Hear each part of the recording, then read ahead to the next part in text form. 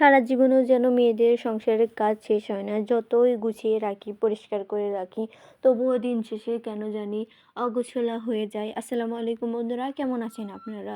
আশা করি অনেক ভালো আছেন। তো আপনাদের দোয়ায় আমিও অনেক ভালো আছি। আর আপনারা এত দোয়া করেছেন, মন থেকে দোয়া করেছেন।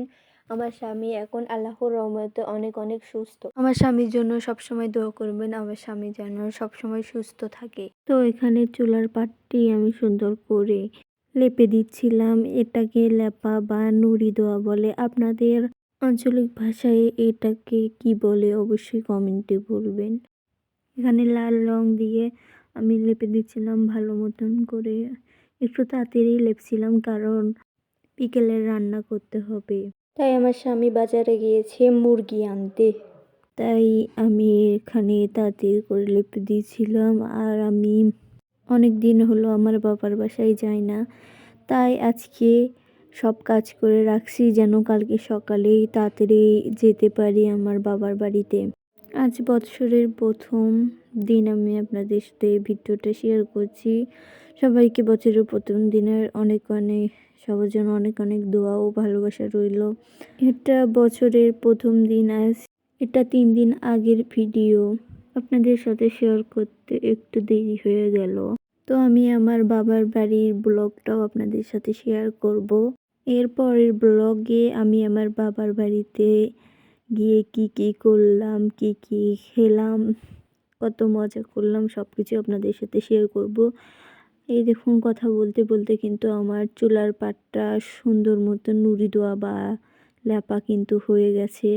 তো এদিকে ল্যাপা শেষ করে আমি রান্নার কাজে চলে যাচ্ছিলাম। মেয়েরা চাইলে একটা সংসার ভেঙে দিতে পারে, আবার একটা সংসার গড়ে নিতেও পারে। এই দেখুন না, মেয়েদের পেঁচ কাটতে গিয়ে চোখে ধরে, তবুও কি মেয়েরা পেঁচ কাটা বন্ধ করে দেয়? আসলে না, পেঁচ কাটাও বন্ধ করে দেয় না। রান্না করতে যেয়ে ঘেমে গেলেও রান্না করা বন্ধ করে না। মেয়েরা কখনোই ক্লান্ত হয় না। তারপর এদিকে আমি তাড়াতাড়ি করে পেঁচ কাটে রাখছিলাম, যাতে মুরগির মাংস আনার সাথেই যেন আমি রান্না করতে পারি। এখানে আমি অনেক তাড়াতাড়ি পেঁচগুলো কাটে নিচ্ছিলাম, যাতে যেন মুরগির মাংস আনার সাথেই তুলে দিতে পারি। আমি অনেক জোরে পেঁচ কাটতে পারি, তাই আমি এখানে অনেক তাড়াতাড়ি করে পেঁচ কাটে নিচ্ছিলাম।